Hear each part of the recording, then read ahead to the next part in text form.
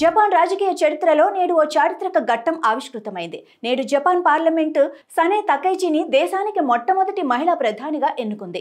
అధికార liberal democratic పార్టీకి చెందిన 64 ఏళ్ల సనే తకైచి కఠినమైన నిర్ణయాలకు ప్రసిద్ధి చెందగా ఆమె జపాన్కు 104వ ప్రధానమంత్రిగా ప్రమాణ స్వీకారం చేయనున్నారు. జపాన్ ఐరన్ లేడీగా పేరు పొందిన తకైచిని ఆమె విమర్శకులు లేడీ డొనాల్డ్ ట్రంప్ అని కూడా పిలుస్తారు. 64 ఏళ్ల తకైచి 2 సార్లు ఎన్నికల్లో ఓటమి తర్వాత రాజీనామా చేసిన మాజీ ప్రధాని షిగేరు ఇషిబా స్థానాన్ని భర్తీ చేయనున్నారు. సుదీర్ఘకాలం తర్వాత ఇజ్రాయెల్ హమాస్ల మధ్య ఇటీవల శాంతి ఒప్పందం కుదరగా తాజాగా ఈ ఒప్పందం ఉల్లంఘనకు గురవడంపై అమెరికా అధ్యక్షుడు ట్రంప్ ఆగ్రహం వ్యక్తం చేశారు. తాను అనుకుంటే గాజాలో ఖాళీ చేయించిన ప్రాంతాల్లోకి తిరిగి వెళ్లి హమాస్ను అంతం చేయమని ఇజ్రాయెల్ను కోరతానని వ్యాఖ్యానించారు.